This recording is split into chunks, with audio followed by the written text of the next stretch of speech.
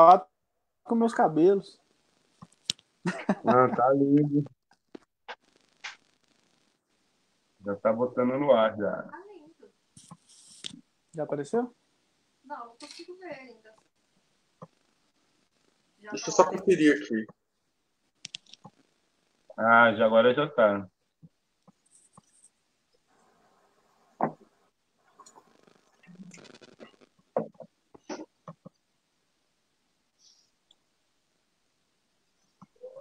Já tem o link? Já, tô compartilhando aqui agora. Já pegou aí, Doug? Chegou. Se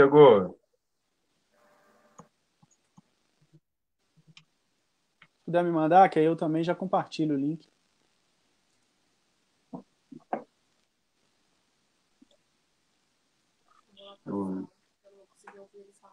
Vou compartilhar com você por mensagem aqui. Pode ser? Tem lugar para ligar a tomada?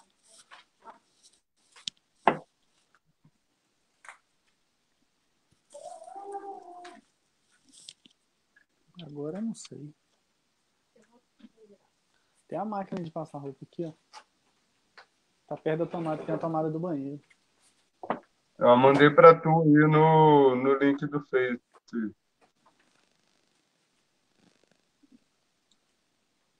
Galera já tá Você me mandou onde?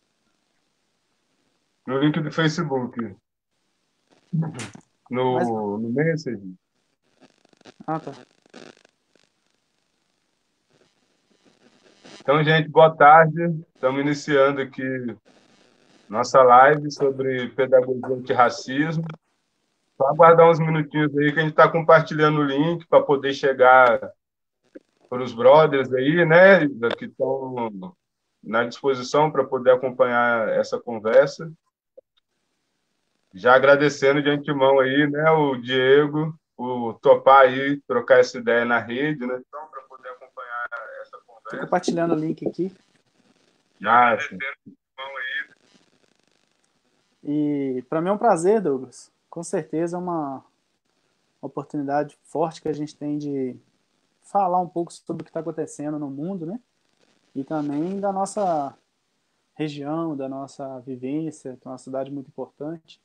Para mim é um prazer muito grande poder conversar com você, entendendo a sua força, sua guerrilha. E também esse encontro não é somente um encontro virtual, né? É um encontro energético, onde a gente tem muita coisa para conversar e algumas coisas muita gente não sabe o que está acontecendo. E entendo que é também pedagogia antirracista a gente poder destrinchar alguns assuntos para que todos possam compreender o mundo como a gente também está compreendendo, né? Sob a ótica da questão do mundo, do olhar do negro, né? sim, exatamente. A gente tá vivendo um momento de provação muito grande, né? Ô, Diego, o áudio tá legal aí? Tá chegando beleza para Tá você? ótimo, tá perfeito, tá maravilhoso. Então, então assim, tá vivendo um período de provação muito grande, né? Eu acho que não tem outra palavra melhor para poder dizer tudo isso que está acontecendo, né? Porque nos últimos 2 meses, assim, a sequência dos fatos, né? E essa efervescência, essa explosão mesmo, né? Que está acontecendo no mundo inteiro, né? E tendo essa pauta do racismo como a questão principal dos acontecimentos. E a gente já vem nessa conversa há um bom tempo, né, Diego? Eu estava lembrando que há 2 anos atrás, né, tu passou pela situação de racismo, né? A gente fez aquela manifestação na Praça Tiradentes. O ano passado, a gente estava sentado no chão da praça, fazendo um debate Sim. muito semelhante a esse, né? E hoje, coincidentemente, né, quando eu Verdade. pensei da gente fazer esse papo, não estava me tocando a isso, né? Mas, coincidentemente, está acontecendo na mesma semana, né, que os outros eventos aconteceram, né? E aí isso demonstra o quanto que a gente tem que dar continuidade às nossas pesquisas, nossas conversas, né, mano? Porque eu acho que o que vai nos mantendo vivo é exatamente manter essa chama acesa, né? E também outra curiosidade, né? Uma coisa que eu Sim. lembro sempre é que a gente faz. É um... Deu uma cortada aí, tá ouvindo? Tô te ouvindo. É o que eu queria falar da curiosidade da gente fazer aniversário no mesmo dia, né? Que é É outra verdade, coincidência. Então é a gente está verdade. entrando no nosso inferno astral aí, 12 de julho, né?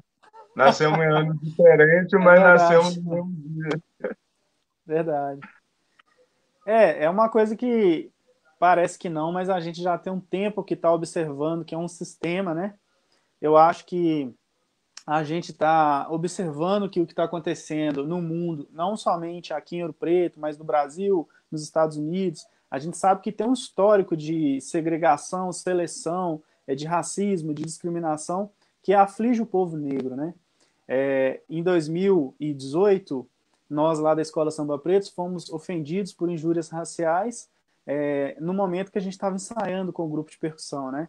Eu chamo isso muito, chamo atenção para esse debate, porque é a questão do racismo sonoro, já tinha comentado com você.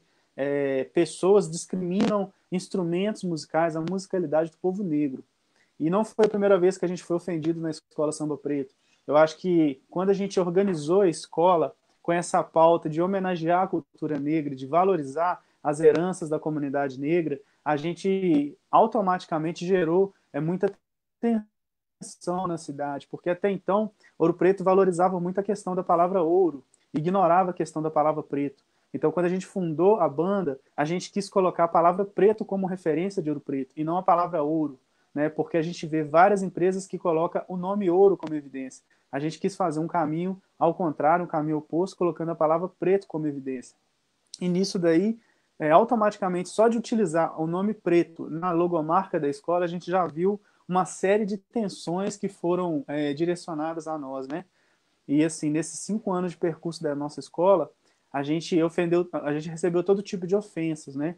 Algumas são verbais, outras são físicas. Então a gente já teve a escola pichada, a gente já teve obras de arte depredadas, a Combatuque, que é um veículo que a gente tem para o trabalho social, já teve pneu furado várias vezes, já tivemos carros nossos amassados, várias vezes a gente teve ataques nas ruas, ataques verbais, por telefone a gente já recebeu várias vezes, porque a gente tinha um jornal da escola, né, que é o jornal Samba Preto, e com esse jornal teve uma vez que quando a gente chegou na Semana da Consciência Negra, a gente fez uma série de notícias e notas sobre a questão da militância racial, né, na questão da militância pela igualdade dos negros, equidade.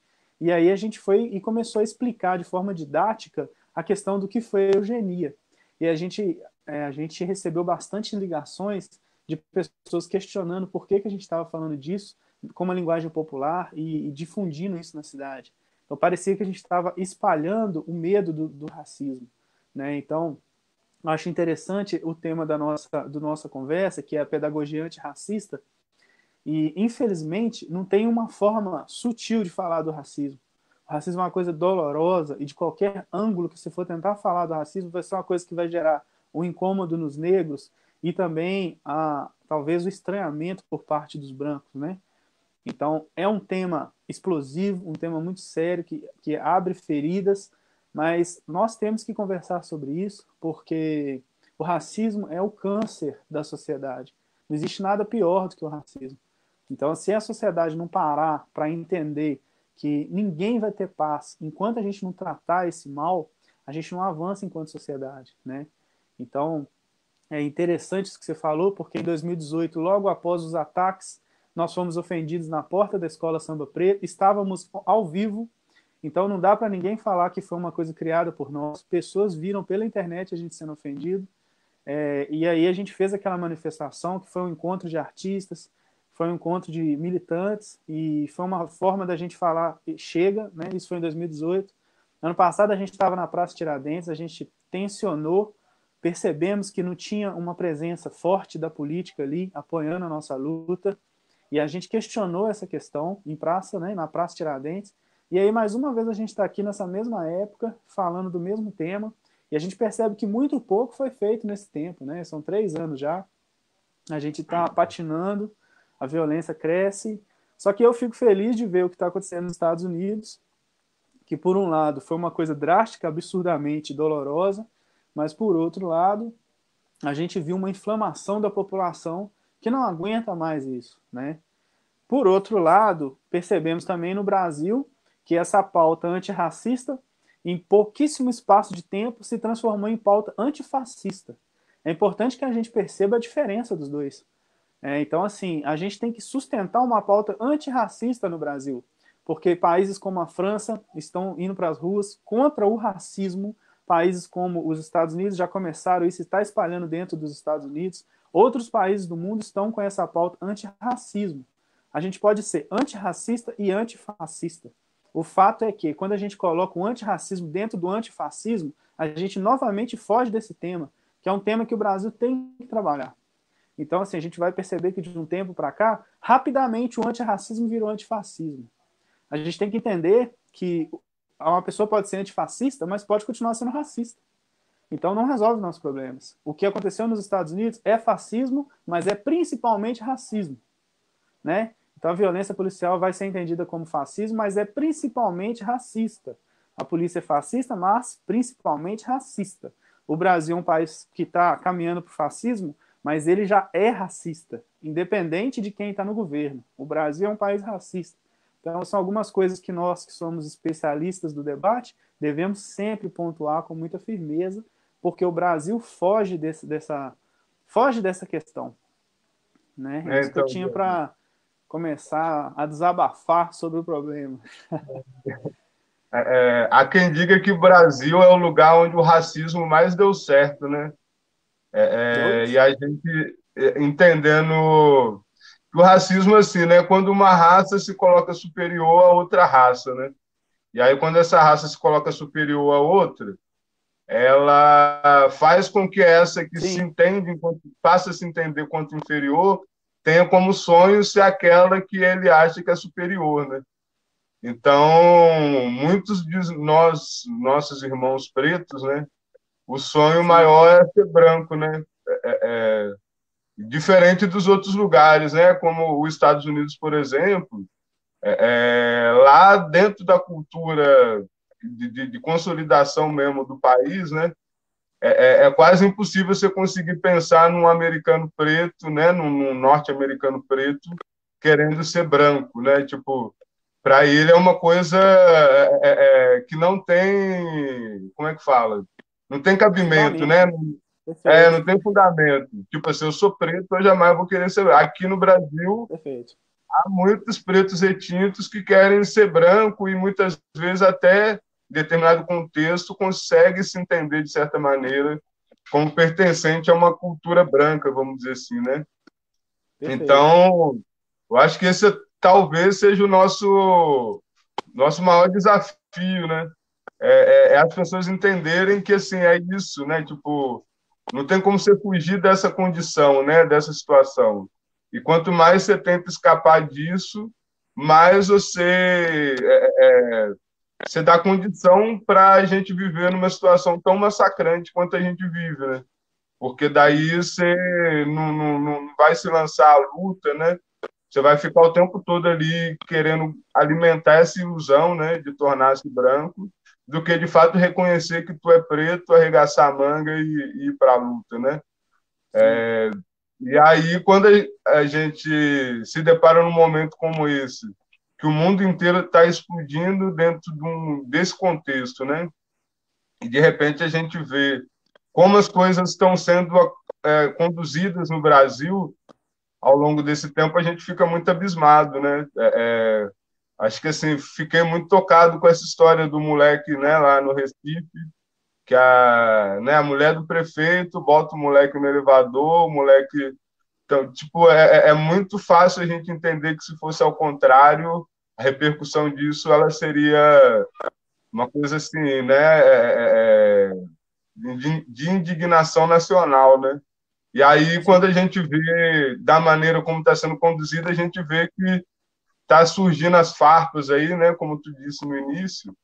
Quando a gente tenta lidar com o racismo, ele é como se fosse uma espécie de bicho de pé, né?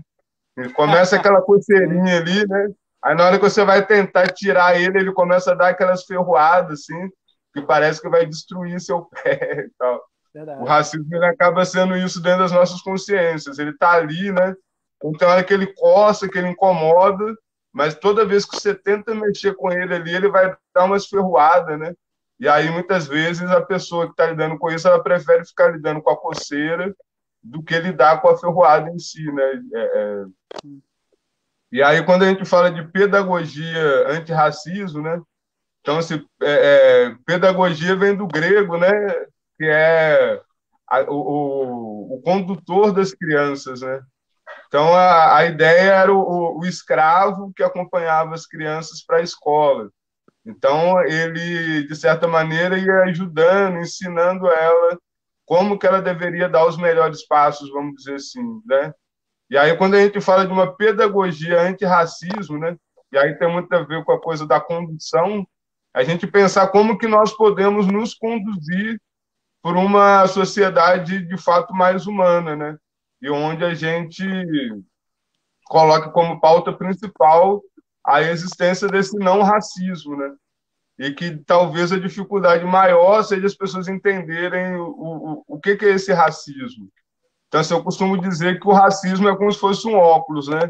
Então, se você está de óculos, né, e você não mexe no óculos, ele está ali compondo sua visão, né? E ele muitas vezes não vai te atrapalhar de enxergar as coisas, né? Mas quando você move, você entende que há uma lente que separa seu olhar com o mundo, né?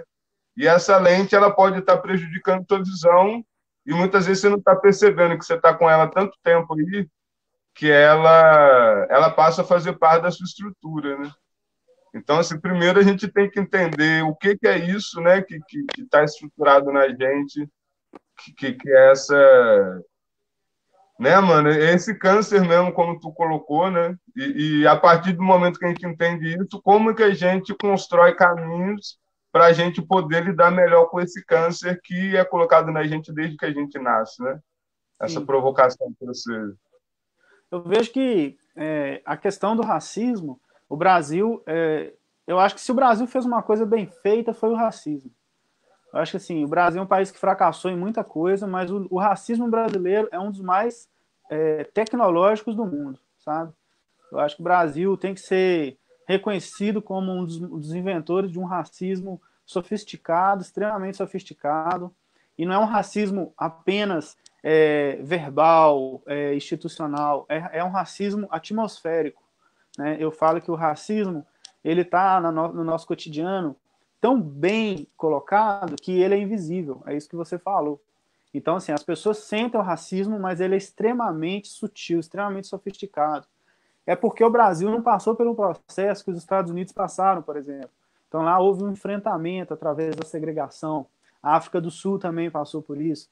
O Brasil, desde que acabou a escravidão, Florestan Fernandes fala muito disso, a gente não criou uma estrutura de enfrentamento onde o negro se opôs ao branco. Na verdade, o negro continuou sob a égide do branco, né? A gente continuou subjugado ao povo branco, mantendo uma estrutura do racismo escravocrata, né? Então, o negro continua ali de forma subalterna e perpetua essa relação até hoje. Diferente dos Estados Unidos, que quando teve a segregação, você tinha, por exemplo, ali um tipo de apartheid do povo negro e do povo branco, né? Então, na África do Sul, a gente viu o apartheid. Lá nos Estados Unidos, a gente sabia que tinha restaurantes para negros, restaurantes para brancos, tinha escolas para negros e escolas para brancos. Tem uma autora fantástica, que eu imagino que você conheça, que é a Bell Hooks, e ela fala bastante da questão da escolarização de negros, né?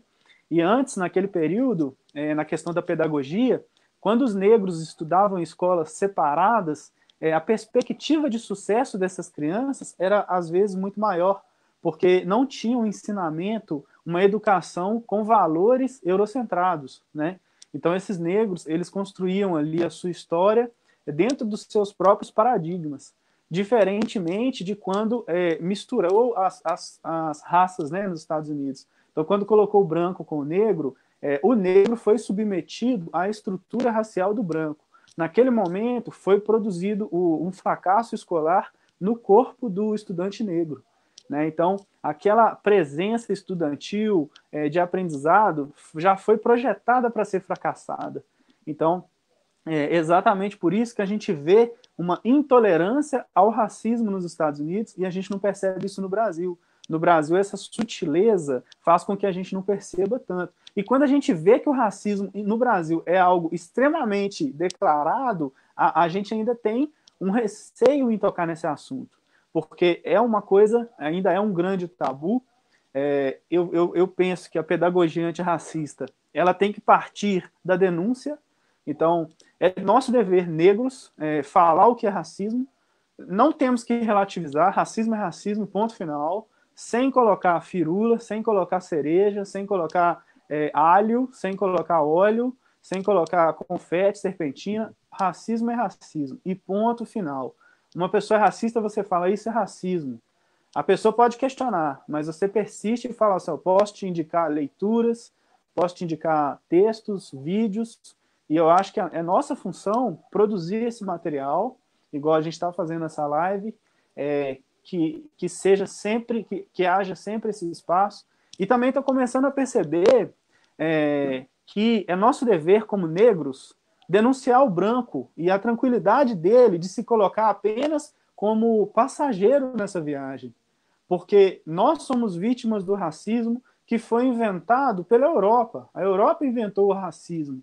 A Europa inventou a escravidão através de cor de pele, através de raça. Então, o povo que está no Brasil hoje, que é descendente da Europa, que traz esses valores eurocentrados, eles também têm que participar dessa pacificação entre os povos, né? Nós temos que entender que o racismo não mata apenas o negro. Nós também estamos vendo aí os indígenas sendo dizimados no Brasil, né? Então, é importante a gente perceber que a Europa fez essa desgraça toda e espalhou essa desgraça no mundo. Isso é responsabilidade da Europa. Isso é responsabilidade dessas pessoas que estão aqui, também dos brancos. É nosso dever denunciar o racismo, mas é dever dos brancos também pegar uma apostila e estudar, pegar um vídeo no YouTube e estudar. Por quê? O nosso povo está cada vez mais impaciente com essas questões. E eu acho que o que está acontecendo nos Estados Unidos vai se espalhar mundo afora. E eu acho também, a gente começou a nossa conversa falando um pouco do rap, a gente está vendo um surgimento de um tipo de ativismo social que não quer mais dialogar. A nova geração não quer diálogo. A nova geração quer botar fogo nas coisas, tá entendendo? Então a gente tem que ficar muito atento, porque nós, como pensadores da cultura negra, também devemos alertar a população para que corra atrás do prejuízo, porque, infelizmente, a gente vai ver a violência cada vez maior. E a gente vai começar a ver aí coisas absurdas acontecendo, o racismo sendo escancarado, e o branco tem que sair da zona de conforto e participar dessa luta, compartilhar, dar visibilidade para o povo negro, reconhecer a nossa militância, reconhecer a nossa competência, porque já estamos cansados, já estamos fartos, todos nós estamos. A gente já não está mais naquela situação do século passado, a gente quer vencer, a gente quer ter trabalho, quer ter renda, nós buscamos, nós estudamos, nós somos competentes, a gente já não está mais naquela pegada de antes. Então, os Estados Unidos, eu acho que deixou esse recado e que, sinceramente, para mim, surgiu como uma esperança. Sabe? Ver o que está acontecendo nos Estados Unidos me motivou muito.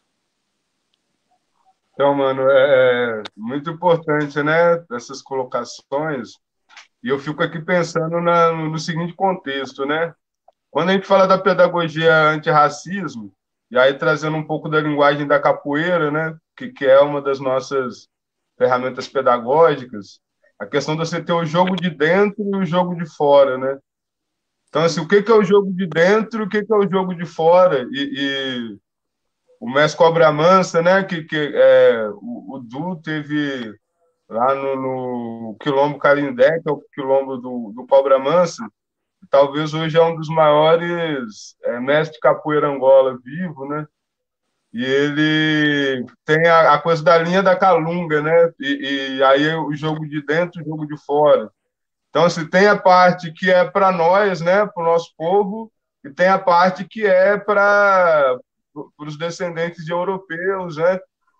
O que é para o nosso povo, eu acho que dentro de um pensamento pedagógico e de condução, né, mano, acho que é fundamental a gente fazer uma coisa que a gente tem feito com muita maestria ao longo desse tempo, que é de reconhecer qual que é o valor do nosso povo, sabe? Tanto nós, né, a partir do coletivo Outro Preto, nessa busca desenfreada, né, vamos falar assim, sobre a questão da inteligência africana nos processos de extração de ouro, quanto vocês na escola Samba Preto, a partir da arte, da cultura, da música, né, tudo a joalheria e várias outras habilidades, a gente conseguiu encontrar a nossa conexão ancestral, sabe?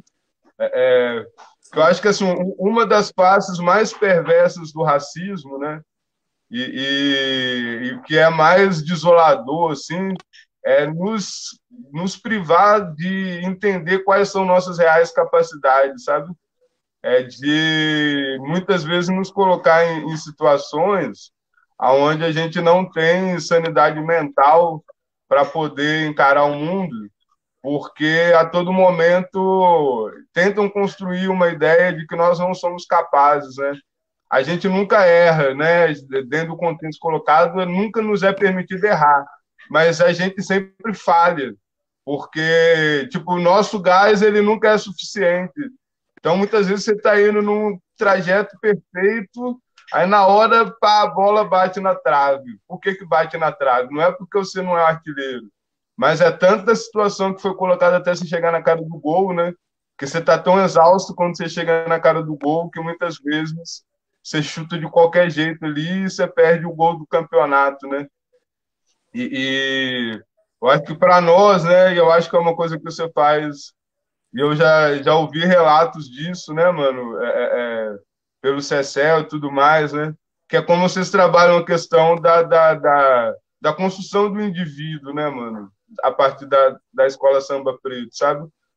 Como que, assim, ao invés de você só falar para o cara que ele tem que conhecer a si mesmo, ele também tem que cuidar de si mesmo, né? Tipo, o mais importante do que você saber quem você é que você precisa estar vivo e estar bem consigo mesmo até para você saber quem que você é, né? E a partir do momento que você sabe quem você é, né? A partir do momento que você cuida de si, sabe quem você é capaz de estar num processo coletivo, né? Que é no processo de cuidar dos outros. Aí você se sente apto a estar junto, né? Então, acho que essa é o nosso jogo de dentro, né? Dentro da minha visão, assim. E o jogo de fora, né? É nós entendendo qual que é a nossa raiz, o nosso poder, o nosso valor, a gente demonstrar para a galera, né? Olha só, mano, a história ela é construída em cima do soterramento das nossas capacidades, né? Tem a questão do epistemicídio, por exemplo, que é de tentarem o tempo todo pintar um quadro de que nós não temos capacidade cognitiva, que nós descendemos de pessoas que estavam aqui só para quebrar e carregar pedra, para fazer trabalhos domésticos, né?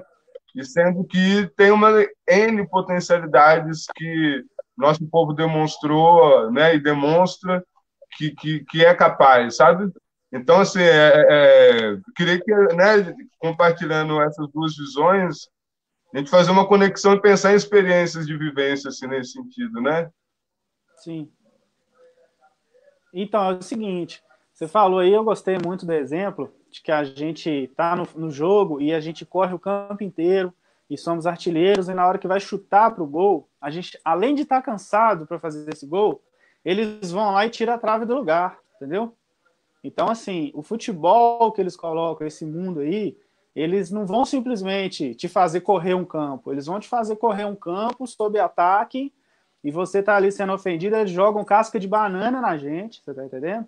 Que isso é uma coisa que você já percebeu, que o mundo inteiro percebe, eles vão te xingar de macaco, de crioulo, e quando você tá na cara do gol, eles vão tirar a trave e vai, pronto, tá tudo errado, você foi caçado, e ali você vai ser fracassado em público, porque eles não querem que ninguém como você chegue tão perto do gol.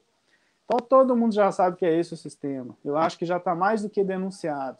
É assim no emprego, é assim na cultura, é assim na universidade, a academia é assim na pós-graduação, é assim na creche. Desde criancinha a gente aprendeu a ser derrotado.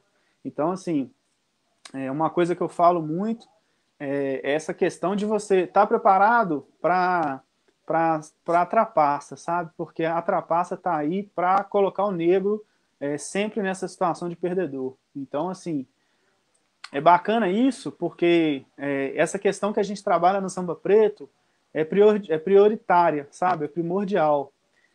Antes de você fazer parte do coletivo, você tem que ter um bem-estar consigo mesmo.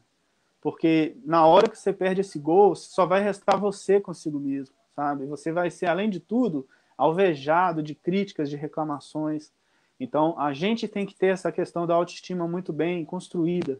Eu acho que a Samba Preto, ela colocou a música, a arte, para trazer esse refinamento da nossa relação com a gente mesmo, sabe? Que eu acho que é a questão da pedagogia, do bem querer comigo mesmo, de eu querer estar bem, da questão da autoestima, da questão de eu valorizar os meus traços, as minhas heranças culturais e estéticas, né?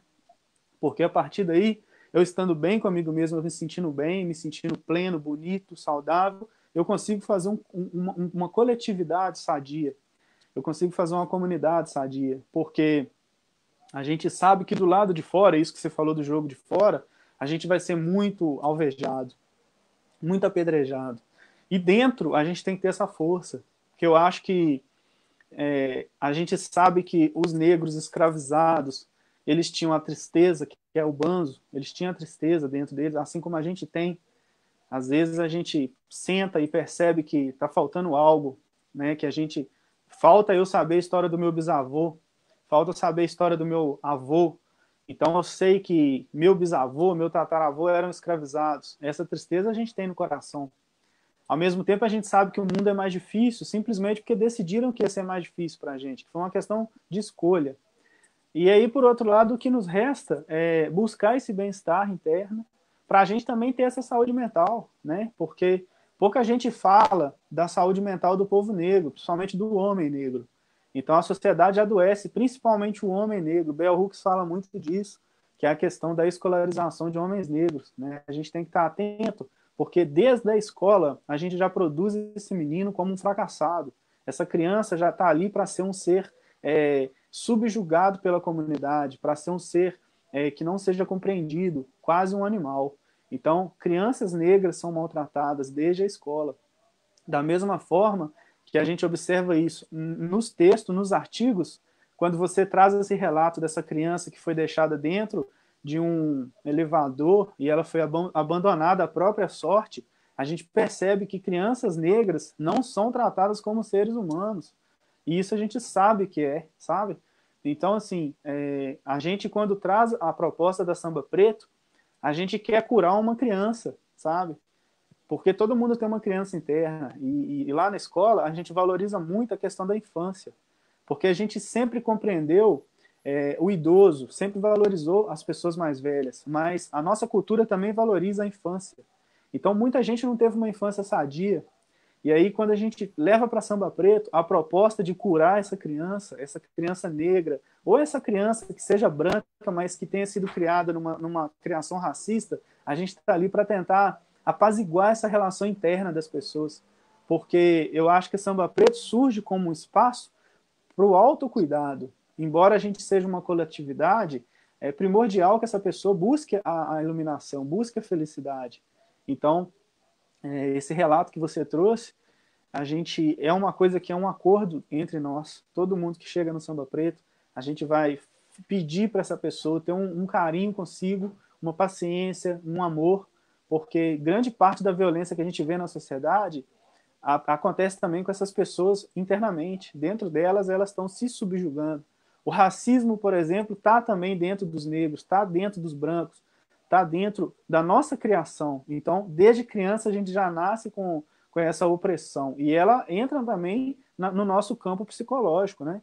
Então, temos que observar a saúde mental da população negra. Pouca gente imagina que quando a gente vê a notícia do que aconteceu lá nos Estados Unidos, como que isso nos abala, né? Porque toda vez que a gente vê uma notícia dessa, a gente se põe no lugar dele e a gente sabe que isso acontece. Né? A gente sabe que isso aconteceu com Ouro Preto, a gente sabe que isso aconteceu com Marielle, a gente sabe que isso aconteceu com os 80 tiros no ano passado.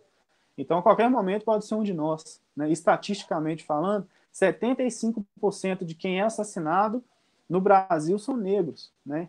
Então, Isso nos afeta emocionalmente, psicologicamente, e isso tira a nossa qualidade de vida, tira a nossa saúde, nos coloca na vulnerabilidade, na questão de droga, na questão do álcool, na questão da doença mental, na questão do estresse, né? Então, assim, para a gente entender que a luta do combate ao racismo não está apenas no âmbito político, no âmbito jurídico, está também no âmbito emocional, afetivo, sabe? O Brasil precisa de curar essa ferida para a população ter qualidade de vida, né?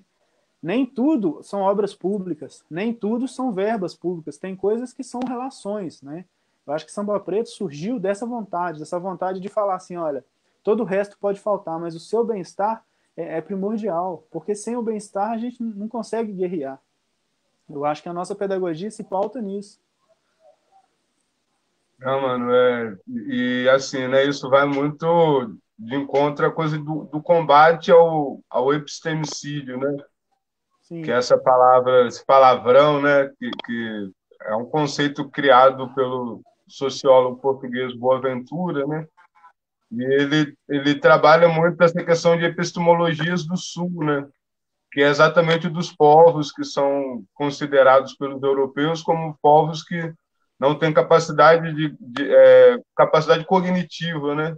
Então, a capacidade cognitiva é aquilo que te permite refletir, produzir ciência, produzir arte, né? Então, na cabeça dos europeus, quem não era da Europa, né? Então, no caso, os asiáticos, os africanos, os americanos, esses povos eram povos que estava dada a própria sorte, né? Eles não eram capazes de produzir civilizações, né? E aí é muito interessante de pensar que ao reconhecer que essa galera não tem capacidade cognitiva, você mata também a possibilidade dessa galera de imaginar, né? Que talvez uma das faculdades mais poderosas que a gente tem é a imaginação, né? Que se você não imagina, né? Você não levanta nem da cama de manhã, né? Claro que você não vai ficar assim, agora eu vou imaginar como é que vai ser meu dia e tal. Mas tem um gatilho da imaginação ali para você se pôr de pé, né? E quando a gente traz a coisa, né, da infância, da velhice, né? Você mistura essas duas coisas e aí você bota no meio disso aí uma pitada de ludicidade, né?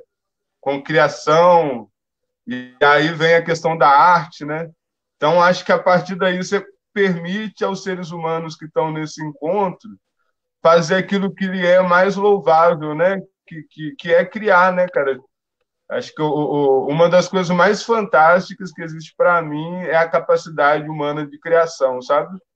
E o que nos tentam tirar o tempo todo, né? Então, quando coloca, né, na escola você é ensinado a fazer só conta e escrever, né?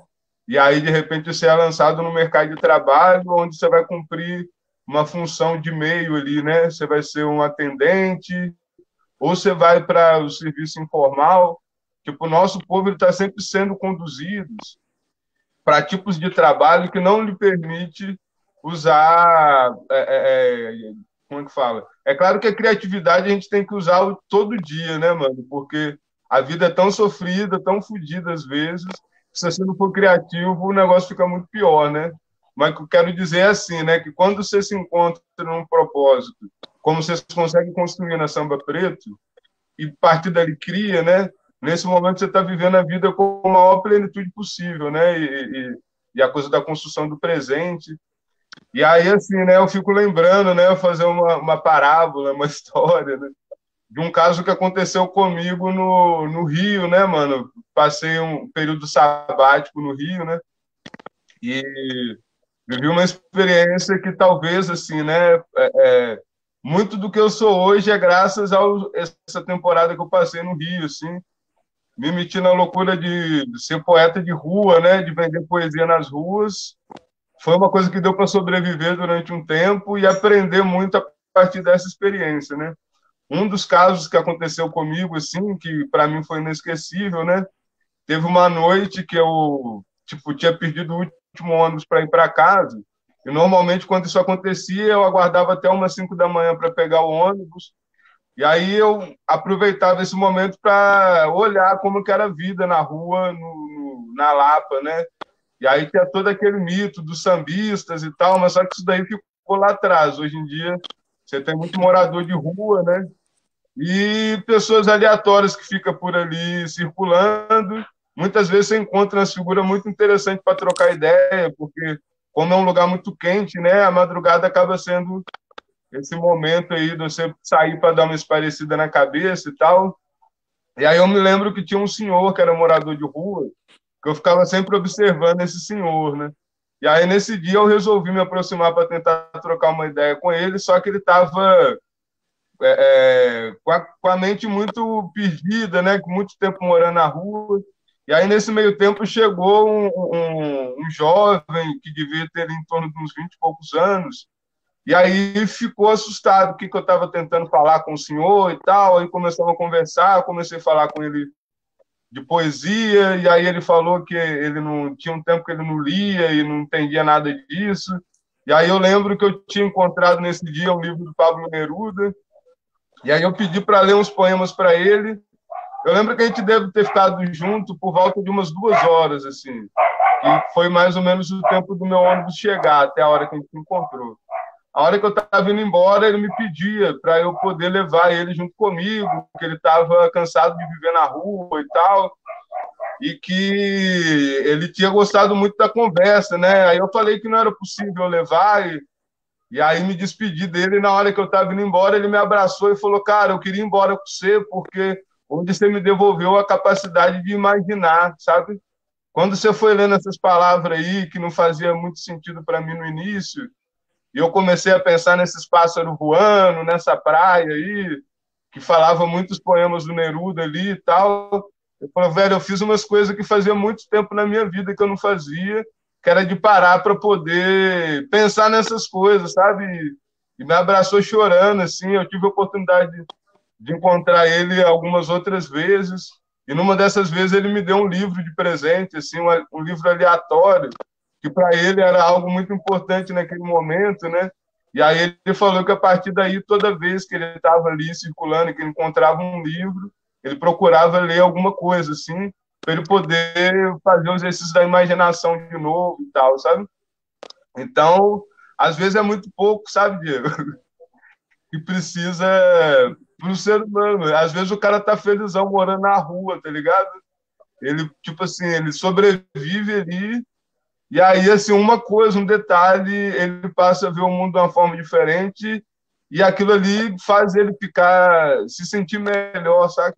E por mais que ele não consiga fugir daquela condição miserável, ele consegue, pelo menos, tentar acreditar que ele vai ter outros passos para dar a partir dali, que ele está imaginando esse espaço, sabe?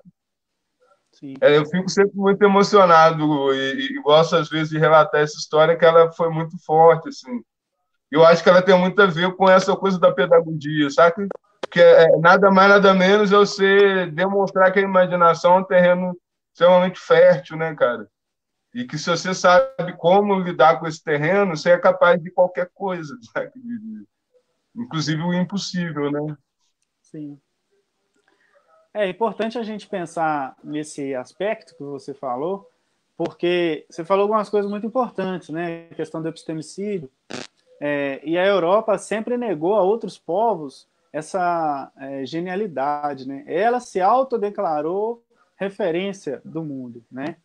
Ela se autodeclarou referência cultural, artística, e a gente também, quando vai entender o nosso passado, a gente não pode falar da escravidão como partida, né? A gente tem que partir dos povos da África, né? Nós que somos descendentes desses povos, a gente tem que perceber que grandes civilizações foram sequestradas da África e foram trazidas para o Brasil.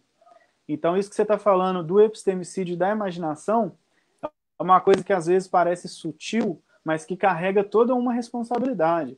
Porque hoje uma criança negra, ela às vezes tem dificuldade em perceber a genialidade do seu povo, exatamente porque a Europa, ela colocou uma cortina sobre esse passado, quando ela inaugura a escravidão como um novo começo, né? Então, muitos de nós acham que a nossa história começou na escravidão.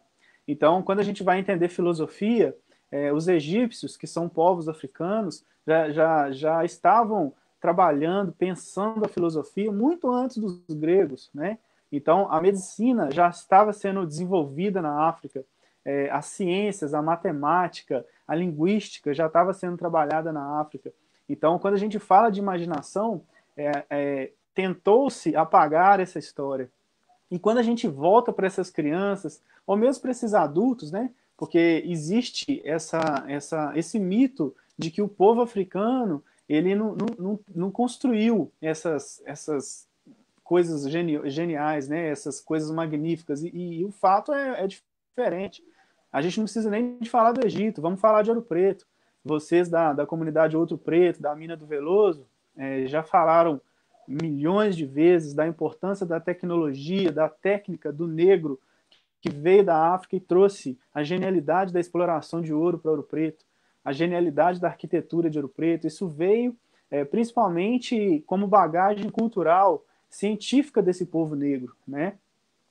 A gente acha que foi criada essa história de que o negro veio apenas para obedecer como animal, como burro de carga, sendo que eles trouxeram essa ciência, né? Então, assim, desde que Ouro Preto foi fundada, o conhecimento do povo africano já estava sendo efetivamente explorado aqui em Ouro Preto. E a gente também não pode esquecer também do viés artístico, né? Grande parte das obras artísticas, né, que vocês lá trabalham muito a questão da mineração, da técnica, a gente na música valoriza muito o passado musical artístico. Então, vamos entender que a maioria das obras musicais, as esculturas foram feitas por negros, né, por pessoas que tinham já esse conhecimento prévio. A África já tinha estudos milenares sobre a cultura musical, né? Então, assim, instrumentos, a questão mesmo das notas musicais, a estrutura musical que a gente vive hoje, que a gente usufrui dela hoje, já estava sendo pensada na África muito antes dos europeus pensarem nisso, né? Então, a Europa foi até a África, que é o continente mais velho de todos, que é a região mais velha, foi lá, bebeu das melhores fontes, das fontes mais puras, e subiu, foi para o norte, criou uma estrutura e falou que é dela, né? Então, antes de 1500, ela já estava se apropriando da cultura do outro. Então, essa apropriação foi tirando da gente esse pertencimento. Então, nós somos descendentes de um povo genial, de um povo muito, muito, muito maravilhoso, majestoso. Eu acho que quando a gente tira esse mito da cabeça de muitas pessoas, a gente traz para ela um tipo de libertação, que é uma libertação conceitual. Você vai entender se parte de um povo, você é integrante de um povo que é magnífico, né? Nós temos a nossa estética que tem que ser valorizada, nós temos a nossa ancestralidade, a nossa forma de experimentar o sagrado é algo que a gente tem que valorizar, porque nós percebemos o sagrado de outras formas.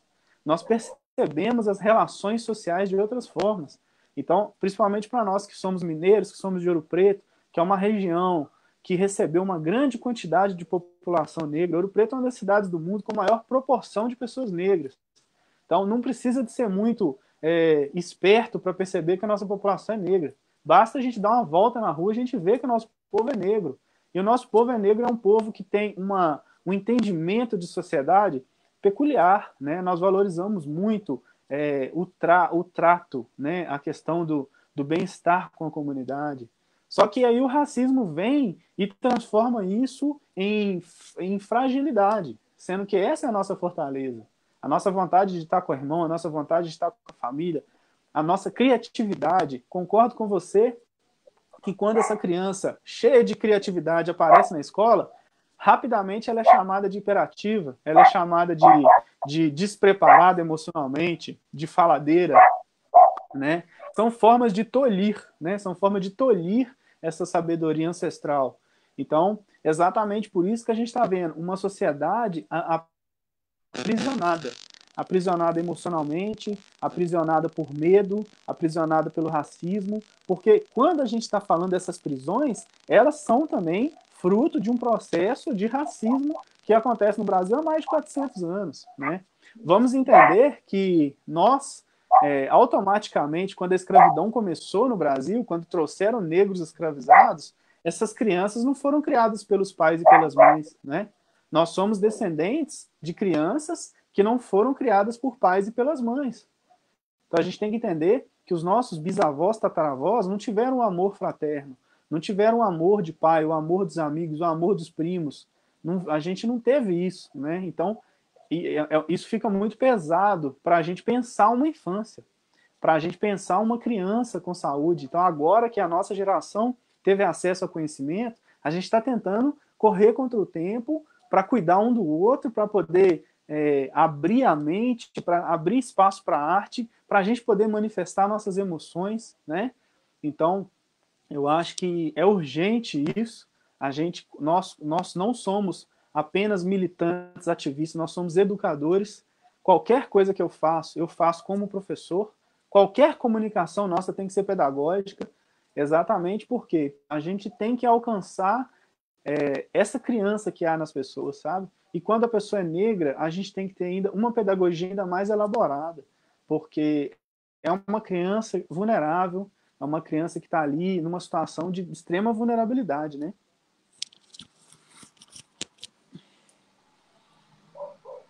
Então, Diego, você falando isso, né? Fico aqui pensando né, dentro das lives que a gente foi fazendo aí pelo Coletivo Outro Preto, aí teve um momento que a companheira Fredona fez uma live com a Bia Manicongo, e aí a Bia trouxe um conceito que é da ancestralidade palpável, né? Que assim, muitas vezes, né, que a gente não foi educado para ter uma referência positiva da África. E a referência positiva que a gente tem dos pretos, muitas vezes ela vem dos nossos avós, né? Dos nossos tios. Quando a gente teve a oportunidade de fazer essa conexão com a Mãe África, vamos dizer assim, acho que no primeiro momento a gente passou por uma espécie de entorpecimento, assim, de cair muito numa imaginação de uma África, né? Que ela era muito mais uma idealização nossa em busca desse terreno dos nossos ancestrais, como praticamente mitológico, vamos falar assim, né?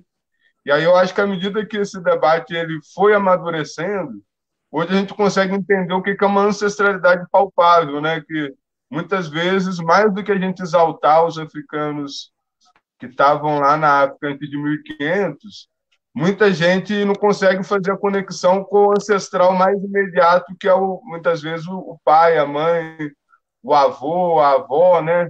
E aí eu estava pensando, né, que, de certa maneira, como a gente não foi educado dentro de uma estrutura antirracista, né, a gente foi educado dentro de uma estrutura racista, os nossos antepassados, né, nossos ancestrais, eles, de alguma maneira, nos educaram para poder sobreviver da melhor maneira possível dentro desse jogo, né?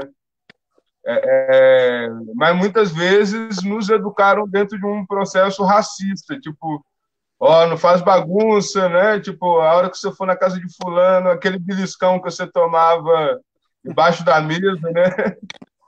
O tapa na boca que você ganhava quando chegava em casa, muitas vezes, porque falou que não devia ir na casa de fulano. Então, assim, é uma educação, né? Uma pedagogia que a gente passou, né? Ao longo da nossa vida, que ela o tempo todo nos colocou, né? O objetivo dela era nos colocar onde que era o nosso lugar, né? Você tem que saber onde que é seu lugar. Então, sabia-se muito bem que mandava e também tinha de saber quem tinha de obedecer. E quando não obedecia, você era punido por isso, né? Então, quando a gente consegue hoje acessar esse campo tão profundo de informações e conhecimento sobre o nosso povo, né?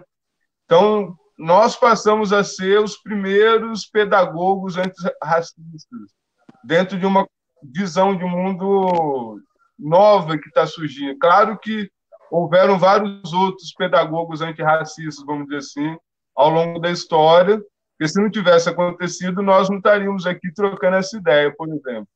Mas eu entendo que, assim, pelo que nós estamos acessando nesse presente que a gente está vivendo, esse futuro que virá daí para frente, ele tem muito a ver com essa prática que nós passamos a ter, né?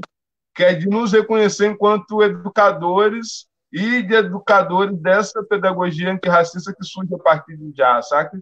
E aí, seja a partir dessa base musical, seja dessa nossa arqueologia, a partir da questão da mineração. Eu acho que tem vários outros campos, né? Igual você tem trabalhado também a questão da metalurgia, né? Quando você está trabalhando a questão das forjas, quando você trabalha a joalheria, né? E aí, assim, a gente vai encontrando ferramentas pedagógicas que vai nos permitindo, a partir daí, criar um arsenal de armas, vamos dizer assim, de ferramentas, para, a partir daí, a gente entendendo, né, o que fazer, a partir daí, para dar continuidade a essa missão, né? Sim. É interessante isso que você falou, porque quando a gente entende a própria pedagogia afrocentrada, a gente tem que entender também uma energia que tem no nosso povo, né? Eu acho que o nosso povo tem uma característica que é conversar enquanto faz, né? É a coisa do trabalhar fazendo, da comunidade pegar e fazer. Então, quando você percebe que uma festa junina, que uma festa de congado, que uma festa para capoeira, que uma festa para candomblé, para umbanda, além do encontro, a gente tem a feitura, né? A coisa de você pegar e fazer, do fazer coletivo, isso é um valor muito grande, muito intenso para a comunidade negra. E a Samba Preto traz um pouco dessa referência, principalmente na questão da forja, da joalheria, porque é um tipo de ofício que você faz enquanto filosofa, né? É uma filosofia do fazimento, né? Estamos fazendo como artífices, ao mesmo tempo estamos polindo as palavras, polindo as ideias, né? Então eu acho que isso é um valor para a comunidade negra, isso também é pedagogia afrocentrada, e isso é muito diferente do que a gente percebe das escolas. Eu tive muita dificuldade de ser um aluno da escola regular, porque eu tenho dificuldade de estar quieto, sabe? De estar sentado numa cadeira. Então, se eu não estiver aprendendo e mexendo em alguma coisa, eu não consigo assimilar as ideias. Então, quando a escola não percebe essa criança negra, ela produz ele como um fracassado do futuro. Porque isso é um valor da nossa comunidade, você sentar e fazer. Os nossos pais são assim, os nossos avós são assim. Então, essa coisa da comunidade, de você conversar enquanto varre a casa, de você conversar enquanto aria a panela, de você conversar enquanto pinta um quadro, enquanto desenha, é nesse momento que as ideias estão acontecendo, é nesse momento que você está fortalecendo os vínculos. Então, a pedagogia afrocentrada, ela entrou no Samba Preto dessa maneira. Então, dificilmente a gente está sentado filosofando. Geralmente, a gente está fazendo uma faxina e planejando uma ideia. Geralmente, a gente está pintando uma parede e trocando uma ideia. Porque esse fazer, ele faz parte desse filosofar, desse pensar, né? Então, esse trabalho que a gente pega da joalheria, da forja, são nesses momentos que as ideias aparecem. São nesses momentos que a gente fortalece os vínculos. Porque desse jeito, qualquer pessoa, ela estará ali fraternalmente, comunitariamente, dividindo o peso do trabalho com você. Então, se a gente for analisar a estrutura da música, por exemplo, você vai perceber os work songs, que são as músicas que foram para os Estados Unidos através dos escravizados.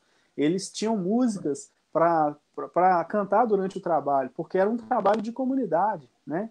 Então eles trabalhavam e cantavam juntos, porque aquilo ali era um trabalho do povo, né? A gente viu isso vir para o Brasil, principalmente com o Vissungo, né? O Vissungo é um jeito de cantar, um jeito de tocar, mas é também uma oração, é também uma forma de expressar a sua dor, a sua alegria, a sua esperança, e enquanto isso trabalhar também, né? Era também um canto para o trabalho. E aí a gente vê que a nossa musicalidade, ela tem muito disso, né? Então, para a gente que é professor de música, a gente não coloca a música de forma eurocentrada. A música tem que ter um quê de transcendental. A música tem que ter uma inovação, que é uma inovação da minha identidade, sabe? Da minha espiritualidade, da minha vibração. Não é apenas um instrumento vibrando, sou eu vibrando. Nesse momento, a gente coloca a música como algo sagrado, né? Então, a Samba Preto, eu acho que ela tem a responsabilidade que é mostrar o sagrado que existe na minha música, que é mostrar o sagrado que existe no tambor, que é mostrar o sagrado que existe no violão, Porque com aquele instrumento eu me comunico com meus ancestrais, eu me comunico com as pessoas que estão aqui na minha comunidade. Então, na pedagogia afrocentrada, a gente tem que restituir essas relações não somente entre as pessoas, mas também entre os objetos inanimados, né? Nós precisamos deles para expressar quem somos. Então, eu percebo que a música foi colocada nessa pedagogia dessa forma. Eu penso que a Samba Preto tem essa responsabilidade e a nossa pedagogia trouxe isso com muita tranquilidade.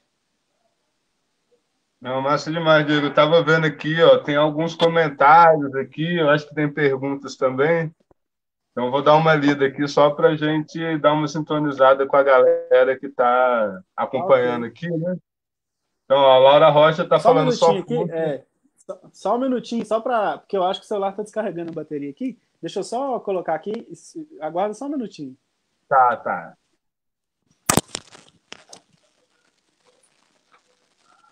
A bateria está descarregando.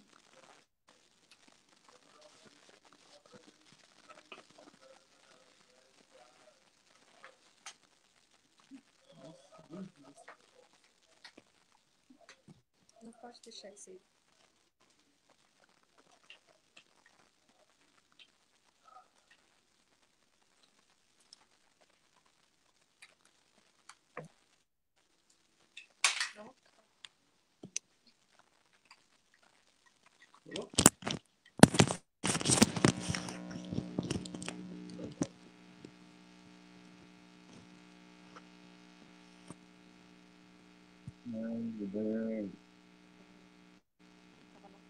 Sim, vamos lá.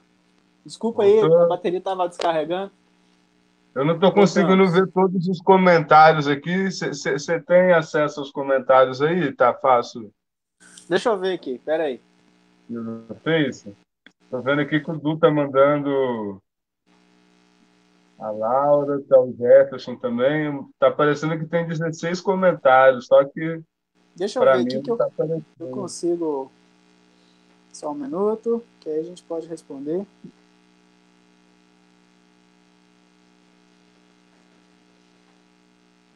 Mas, Diego, eu tô mega feliz, viu, irmão? Né, já, assim, por esse encontro, né? Tô mega feliz, viu, irmão? Pode falar, pode falar. Estou te É um ouvindo. encontro que ele vai acontecendo, né, ao longo do tempo. E aí, assim, muitas vezes não é nem a gente que escolhe, né, mano? Eu fico pensando muito nisso, assim, nesses encontros que são naturais mesmo, assim, né? Acho que eu penso muito na coisa da energia cósmica, né? E desde que eu comecei a mergulhar nesse processo, né, de pensar afrocentradamente, de pensar sobre os nossos ancestrais, né? Então já tem um tempo que vinha sempre uma energia falando, mano, vai ter um momento que essa parada vai estourar, cara. Nossos ancestrais não suportam mais serem tratados da maneira como foram tratados ao longo desses últimos 300 anos, né? E aí muitas vezes não é a gente que quer estar no front, mas assim, não tem como uma coisa que você dorme pensando nela e você acorda pensando nela, você a única coisa de exorcizar essas energias é você ir para a luta, né? E aí, quando a gente tem possibilidade de fazer uma troca como essa e entende que tem um coração sintonizado como a gente, assim, isso, mano, aí é asa, né? Pra voar mesmo, assim. Sim. Eu concordo e eu acho que Ouro Preto não estava esperando que fosse nascer uma movimentação de negritude como essa, né? Eu acho que a gente meio que foi uma surpresa para a comunidade, a gente ter esse amor pela causa, né? Eu vivo disso, minha vida é isso, só falo disso, né? Sou monotemático, né? Falo disso o tempo todo, penso isso o tempo todo, igual você falou, dificilmente a gente vai dormir com isso na cabeça e não vai ter que trabalhar com isso, a gente vive disso. Acredito muito que nós estamos também quebrando um paradigma que muitas pessoas traziam aquele discurso de que somos nós mesmos que não sabemos nos unir, de que somos nós mesmos que não nos valorizamos, que somos nós mesmos que não buscamos aprendizado. Durante muito tempo eu cresci ouvindo isso e discordo. Eu acho que quando nos deram a oportunidade de falar, a gente falou, e quando não nos deram a oportunidade, a gente também foi lá e falou. E acredito muito nessa energia cósmica que você falou, sabe? Isso tem muito a ver com o nosso povo. A gente sente mais, né? A gente pensa com o coração. E pensar com o coração nos dá a tranquilidade do sono. Posso dormir em paz todos os dias, porque eu só penso com o coração. Eu acho que a luta que a gente está começando, ela não tem fim. Da mesma forma que a luta dos nossos antepassados não terminaram, né? Foram 400 anos de exploração. Então, é muito tempo que a gente vai ter que esmiuçar. Enquanto isso, a gente não tem só que consertar o passado, né? A gente tem a responsabilidade de consertar o futuro. E a gente está nessa ponte, porque a gente tem que valorizar o passado e cuidar do futuro, sabe? Lógico, é a ideia de Só uma Sankofa, questão, né? Duas coisas que você falou aí que eu não resisti de interromper aqui. Uma é que nós só estamos falando de pedagogia antirracismo pelo fato da nossa luta não terminar. Ela é contínua, né? E aí outro detalhe, né? Por que de nós ter o poder que a gente tem hoje, né? A gente está na cidade de Ouro Preto, né? Então você falou vários momentos do Egito, das tecnologias, e tipo assim, se tem uma coisa que atravessa a história e o tempo e traz nós aqui para estar falando nesse momento é o ouro, saca? E ele vai para o futuro, sacou? É Então, verdade. assim, nós tem esse elemento aí, mano, que é uma espécie de chave do passado, presente e futuro, né? Quando a gente pensa em ouro, é tudo uma coisa só. Não tem passado, não tem presente, não tem futuro. Tem esse metal e o nosso povo lidando com ele, né, ao longo desse tempo.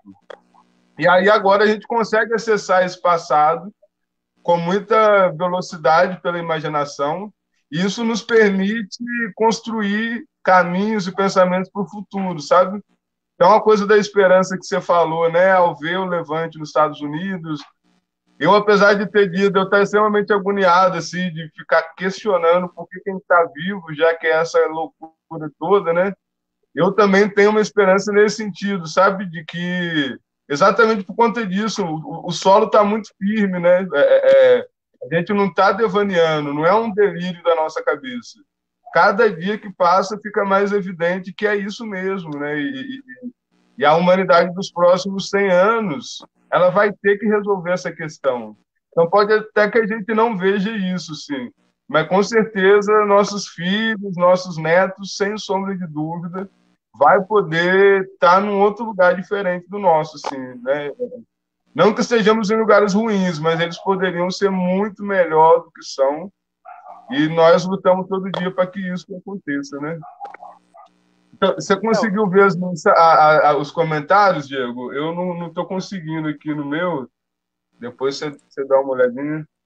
Eu consegui aqui, o Du mandou. É porque são em cada compartilhamento parece que é diferente, sabe? Mas o professor Jefferson mandou um salve aqui pra gente. O Du, né? E ele pediu para a gente falar um pouco da questão dos símbolos adinkras. A gente sabe que isso que você falou é fantástico, sabe, da questão do ouro. Os símbolos adinkras estão presentes, né, aqui em Ouro Preto. Quando a gente vai falar da joalheria, a gente sabe disso. Os ferreiros trabalhavam com essa simbologia. Os negros escravizados que foram sequestrados e trazidos para Ouro Preto, eles não deixaram de deixar a contribuição deles, que foi para a gente um link, usando esse termo novo, né, do final do século XX. A gente pegou um link para a gente poder voltar. Eles deixaram pistas para a gente poder nos reconectar com os negros primeiros que vieram para cá. E a gente tem que entender que a tecnologia está a nosso favor hoje em dia, exatamente porque como é que você poderia constituir uma negritude, um entendimento de ancestralidade, quando a gente viveu uma época, por exemplo, que esses negros não tinham acesso a conhecimentos científicos, não tinham acesso a conhecimentos históricos, porque não tinha acesso a essa produção ampla de conhecimento, como bibliotecas, livros. já existe uma perseguição da cultura africana há milênios, né? A gente sabe que bibliotecas históricas milenares foram destruídas na África. A gente sabe também que já tem um tempo que a sabedoria do negro é negligenciada ou eliminada, né? Então, assim, hoje a gente tem a rede social, a gente tem a internet, que faz com que a gente possa pesquisar e conhecer uma infinidade de produções e de genialidades descendentes da África, né? E eu acho que isso também é algo que nos dá esperança para a gente poder ressignificar a nossa existência. Hoje em dia, a gente pode se vincular a outros ativistas, né? A gente já pode simplesmente se vincular a essas pessoas com uma tranquilidade, que é a tranquilidade da rede social. Antes a gente não tinha isso. Então, é lógico que a gente tem muito trabalho pela frente, mas a gente também tem muita coisa que foi conquistada nesse tempo, sabe? Eu acho que o acesso à informação, eu acho que o acesso à educação melhorou bastante e a gente está se capacitando, entendeu? Estou falando isso pelo link, pelo raciocínio que você trouxe de que os nossos netos, talvez nossos bisnetos, vão estar num mundo melhor. Exatamente porque a gente também está fazendo o nosso dever de casa, né? A gente está lutando diariamente, só não vê quem não quer. Eu acho que os Estados Unidos está mostrando que ninguém mais vai aceitar calado. O Brasil também, vamos contextualizar na questão política. Por incrível que pareça, a gente está vendo uma grande frente aí de times de futebol indo para a rua para questionar um governo racista, porque o governo de Bolsonaro ele é primordialmente racista. Antes dele ser qualquer outra coisa, ele é racista, sabe? E o Bolsonaro ele cresceu nesse argumento de um governante racista. Tudo que ele fala é racista, quando não é racista é homofóbico, é machista. E ele veio como uma permissão para o racismo poder ser falado como se fala de futebol, como se fala de novela. As pessoas estão perdendo a noção, né? E aí eu acredito que a lucidez está chegando nas pessoas. Por incrível que pareça, a gente precisa de um cara como o Bolsonaro para sacudir o povo, para ver até onde a gente pode chegar. Porque depois de Bolsonaro pode piorar, sabe? Se tem uma coisa que a gente percebeu que foi a maior mentira política que teve no Brasil, foi aquilo que Bolsonaro falou, que o Tiririca falou, né? O Tiririca falou, vote em mim, porque pior do que tá não fica. Vote no Tiririca, pior do que tá não fica. Vai sempre piorar, sabe? O Brasil tá ladeira abaixo, e não é só o racismo que tá... Lógico que um país desgovernado vai pesar primeiramente sobre o negro, né? A gente está olhando aí que a gente está numa quarentena pelo coronavírus. Se a gente fizer análise, você vai ver que a maior parte da população que está vulnerável, que está morrendo, é a população negra, né? Vamos analisar as pessoas principalmente as pessoas que estão ali, os coveiros, essas pessoas que estão trabalhando. Pouca gente fala deles, né? Mas eles também estão em estado de extrema vulnerabilidade. Vamos ver a porcentagem de negros que estão ali na frente de trabalho. Pessoas que estão também na limpeza urbana, né? São pessoas que estão vulneráveis. As pessoas que trabalham no caminhão de lixo. A gente mora aqui em Ouro Preto. Dá uma observada na situação que é a exposição desses trabalhadores que estão trabalhando nos caminhões de lixo. Vamos observar que são irmãos nossos, são negros também, estão ali colocando a mão em lixos que às vezes podem estar contaminados. E raramente a gente faz o exercício da empatia, de perceber que eles estão ali também na frente de batalha, sabe? Então, eu acho que esse momento de quarentena, a população, principalmente negra, está tendo tempo de reflexão para perceber o quão vulnerável elas são, entendeu? Então, eu acho que, de todos os males, a gente está tendo um tempo de reflexão que em outros momentos a gente não teve, e acho que isso acende dentro da gente uma revolta. Essa revolta tem que crescer, e a gente precisa também dos brancos nessa colaboração, sabe? Na luta antirracista. A gente precisa que eles nos deem visibilidade, comecem a acreditar no que a gente fala. Estava lendo um artigo muito interessante sobre a patologização das reações ao racismo. Então, assim, eles estão tão acostumados a gente sofrer racismo e ficar quieto, que eles estão começando a colocar-nos como doentes, né? Então, quando você sofre racismo, eles esperam que você fique ali de forma silenciada, né? Quando você reage, porque isso que está acontecendo nos Estados Unidos é uma reação ao racismo.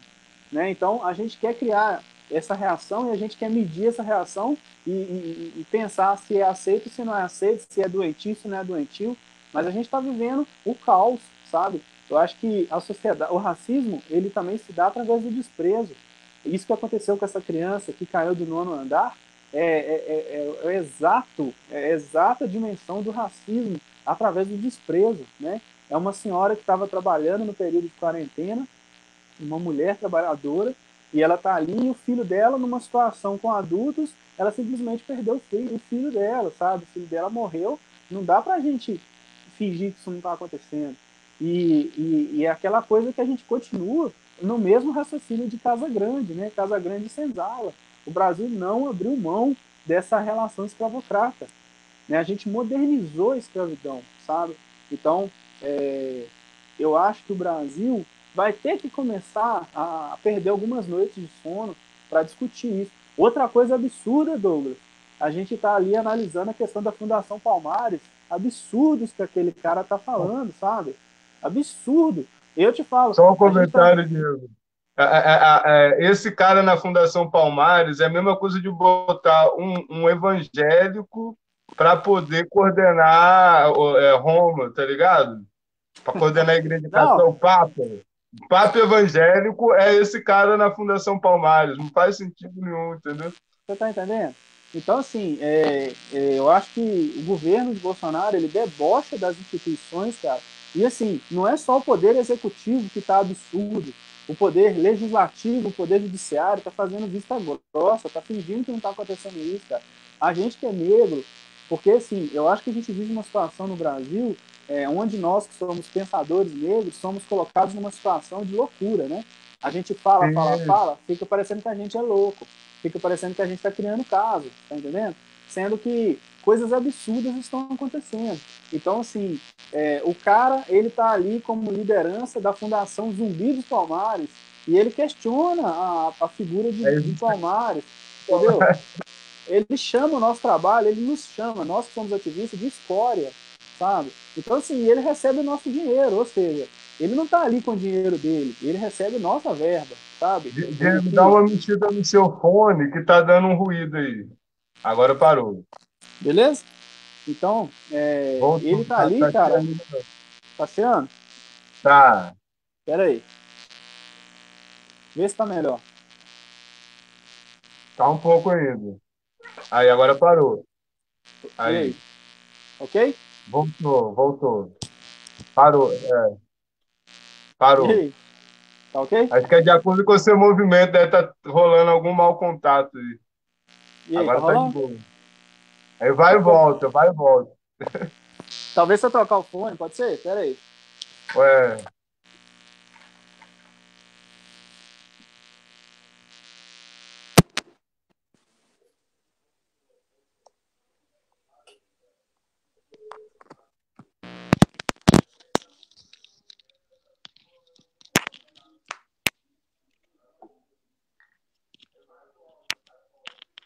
E aí?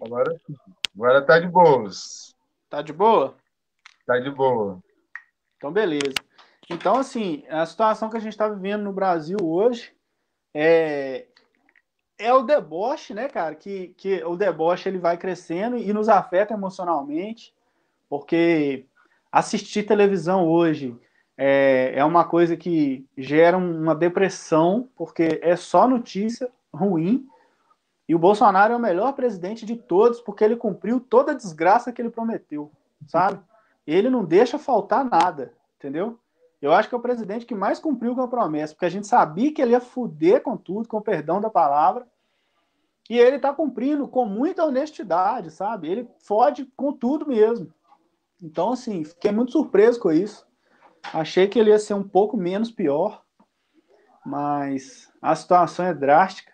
Fico triste de ver a Fundação dos Palmares, que é uma fundação que trouxe tantos avanços, né, durante um tempo, e agora a gente vê um irmão lá traindo a nossa militância, traindo a nossa história.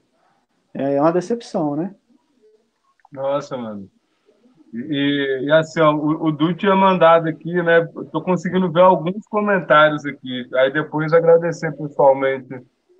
cada um que está acompanhando, cada uma, né, está acompanhando nossa conversa. Sim, Mas o Du pediu para a gente comentar o mantra, né? Eu vou aprender a ler para ensinar meus camaradas. sim, Que é, perfeito. o final da música Yaya Macemba, né? Eu ouço muito ela cantada pela Virgínia Rodrigues. Aí lembrando aqui da Letícia Afonso, que sempre que eu Sim, ouço a Virgínia Rodrigues eu lembro da Letícia, né? E aí, assim, Diego, uma coisa que eu fico pensando muito, assim, né? Que pra gente aprender a ler não foi fácil, né, mano? Aprender a sim, ler, interpretar, entender os códigos, né, velho? E ninguém ensinou nada pra gente, né? Muito pelo contrário, eles impediram muitas vezes a nossa possibilidade de aprendizado, né? Mas mesmo assim, na luta, na guerra, a gente foi lá e aprendeu a ler, né? E aí agora a sim, gente tem essa missão de decodificar aquilo que a gente aprendeu a ler para ensinar para os nossos, né? perfeito. E a gente sempre traz isso, né? Isso tem que ser tatuado, tem que estar na bandeira, né? Pensar dessa forma, como você falou dos Adíncras, né? Do povo Akan, que veio parar aqui em Ouro Preto. E o povo Akan tem uma relação com o Egito, lá nos primórdios, né? Então é muito louco você pensar que uma galera que tem uma conexão com o Egito, que estava lá em Gana, vem parar aqui num processo de escravismo, de repente os caras deixam um monte de símbolos espalhados pela cidade, e aí quando você vai entender que códigos são aqueles, o mais abundante de todos quer dizer, é necessário retornar no passado para recuperar aquilo que foi roubado. Sankofa. Assim, é o SOS, né, mano? Ficou um monte de SOS pra gente. E aí Sim, passaram-se 300 anos, né, 200 anos, sei lá quantos anos, mas no mínimo 200.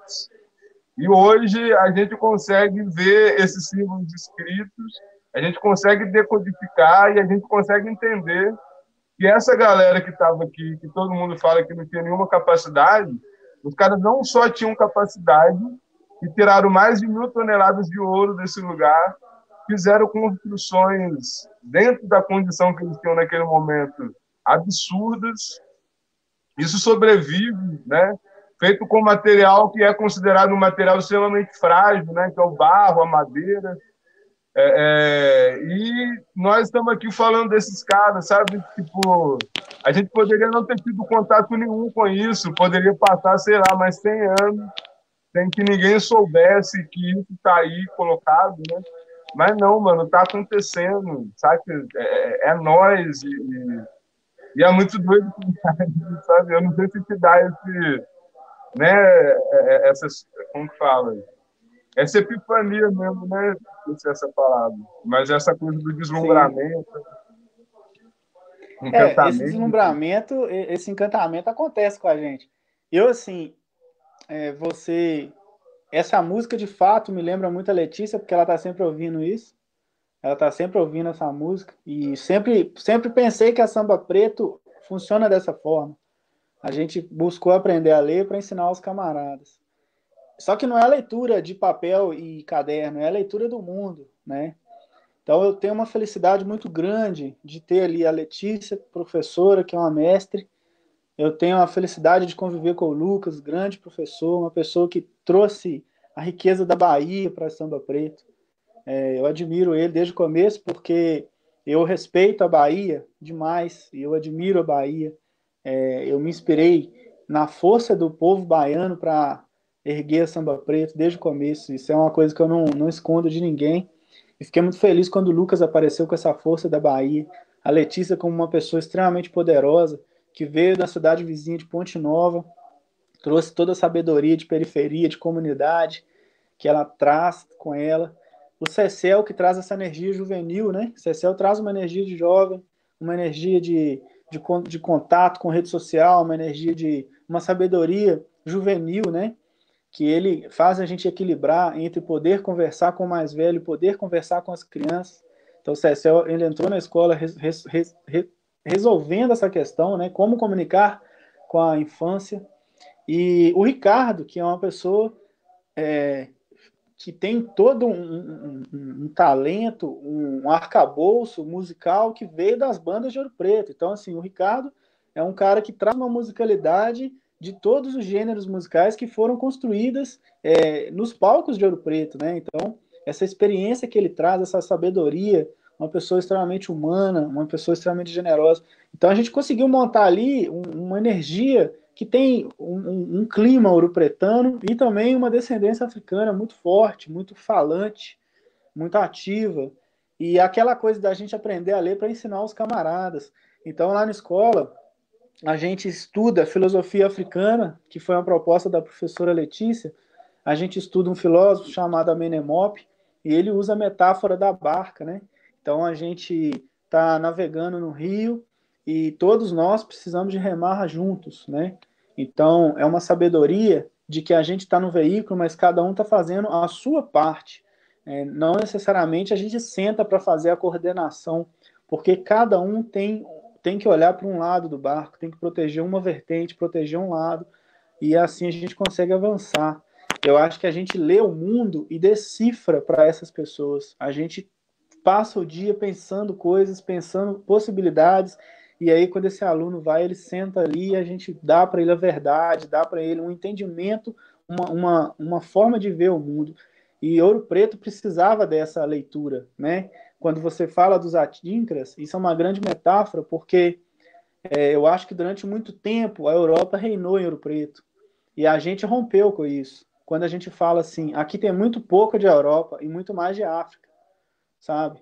Eu acho que a nossa fala está sempre nesse ponto principal, que é você se orgulha de um passado europeu, sendo que o nosso povo é descendente da África e as nossas culturas, as nossas tradições, a nossa ciência, ela é descendente da África.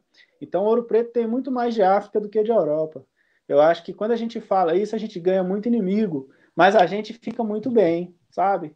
Que eu acho que a hora que a gente faz a leitura de Ouro Preto e a gente aprendeu a ler para ensinar os camaradas. Então, de uma hora para outra, a gente olha um para o outro e fala: isso aqui é a África, tá? Não sei se você percebe, mas tudo isso veio da cabeça desse povo, sabe? Tudo isso veio da Só forma um deles parênteses, né? perceberem. Eu não sei quem que falou isso, né? Mas assim, se você viveu e não fez inimigo, é porque você não viveu muito bem, né? Exatamente. Então, às vezes, Exatamente. não tomou o partido devido que tinha de tomar, né? Então é isso, sabe? Ele tem que Também acho, afirmar, concordo. E eu acho que sabe? a alegria está nisso, sabe? Da gente poder olhar Ouro Preto e ler Ouro Preto como patrimônio que veio da África, sabe? Eu acho que quando a gente faz isso, a gente já já faz as pazes com muito das nossas guerras internas, entendeu? Porque não Mano, dá para andar em Ouro Preto, não dá para andar em Ouro Preto e ignorar que isso é nosso, sabe? Uma igreja não é uma igreja do século XVIII, é uma igreja feita em cima do trabalho escravo dos nossos antepassados, do meu bisavô, do meu tataravô. Então essa obra ali tem o meu sangue nele, sabe? E é uma obra de arte, tudo bem, mas foi feita da forma mais cruel do mundo.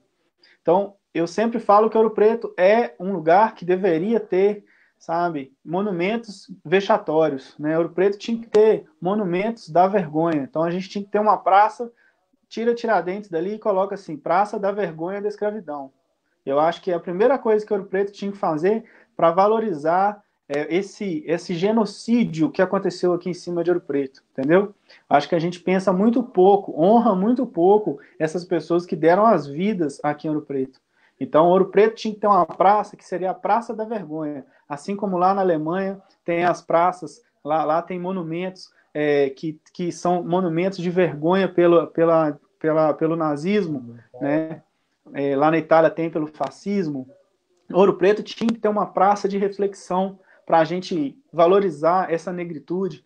Eu não sei se você já observou, Douglas, mas quantos cemitérios de escravizados que a gente tem em Ouro Preto, onde você pode levar uma flor, você pode fazer uma oração. Ouro Preto simplesmente enterrou milhares de negros escravizados e a gente nem sabe onde eles estão, sabe? É um desrespeito ao nosso povo e a gente finge que está tudo bem. Na verdade, a gente sabe que não está tudo bem, mas a maior parte da população finge que não é isso, não é uma questão, mas porque A gente tem que valorizar essas pessoas que foram os nossos antepassados.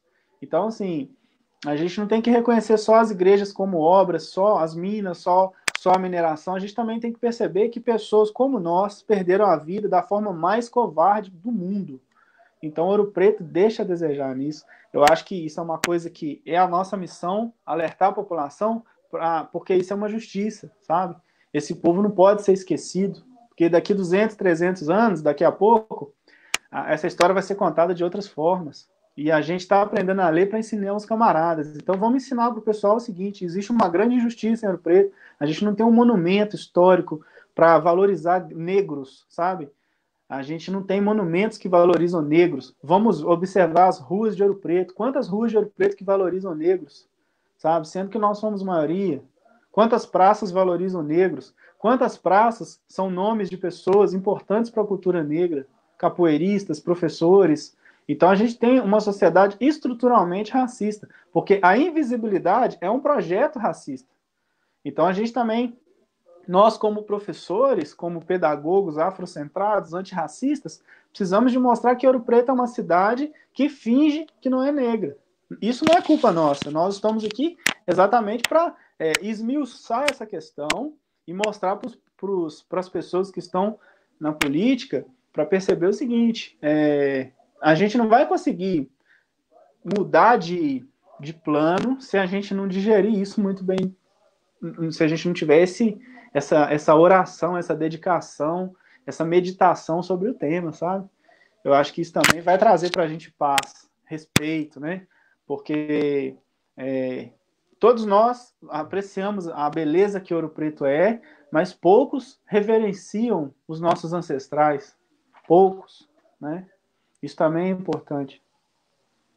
Isso é fundamental e eu acho que esse é o ponto principal, sabe? De ter orgulho, de descender, né? De ascender desse povo, né? E é algo que, assim, mano, eu vou fazer 38 esse ano e eu demorei muito tempo da minha vida para poder ter essa consciência, sabe? Se eu tivesse tido acesso às informações que eu tive depois dos 30, 35, lá atrás, meu trajeto teria sido outro completamente diferente, sabe? Muitos dos fantasmas que me apavoraram ao longo desse tempo possivelmente não teriam me apavorado, né? Mas é isso, a gente hoje que tem a agradecer e aí tem uma palavra, né, que é uma palavra alemã chamada Zeitgeist, que quer dizer o espírito do tempo, né? E aí, a partir da teoria do Zeitgeist, tem uma viagem que é o seguinte, que é toda vez que a humanidade ela entra num processo de crise, no meio dessa crise tem grupos de seres humanos que estão tão antenados enquanto coletivo dentro de ideias positivas, que a partir do momento que essa crise passa, essas ideias positivas é o que acaba sobrevivendo como forma de reconstrução da sociedade, né? Então, quando eu vejo uma junção de forças como essa que a gente tem feito, né? E agora trazendo um pouco do que a gente vem construindo aí desde janeiro, né? E agora estamos com a pauta de propor o Du enquanto, nesse momento, pré-candidato a prefeito de Ouro Preto, na torcida para que futuramente ele venha a ser candidato, né?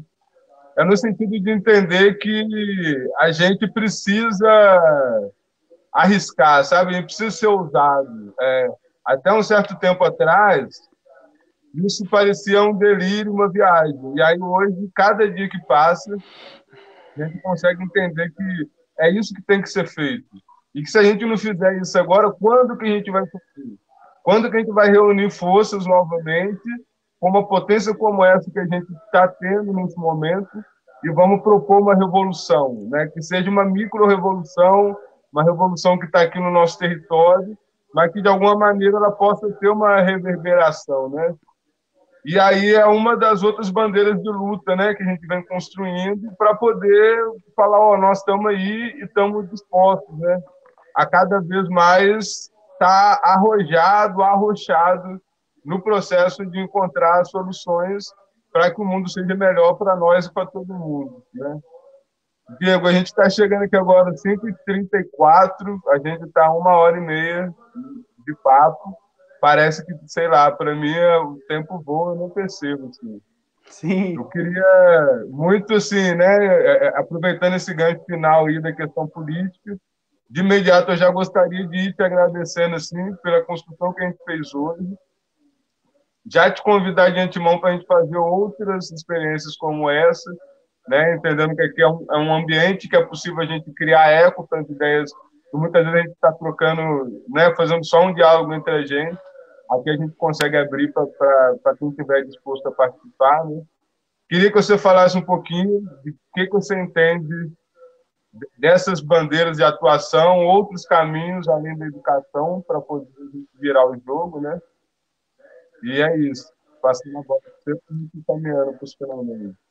então, primeiro deixar aberto, né?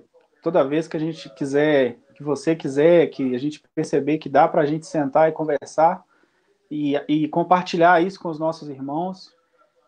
Continua naquele raciocínio que você falou, vou aprender a ler para ensinar os camaradas. E aí a gente tem que democratizar os nossos debates, porque tem muita gente que às vezes vai conhecer alguns termos pela primeira vez agora.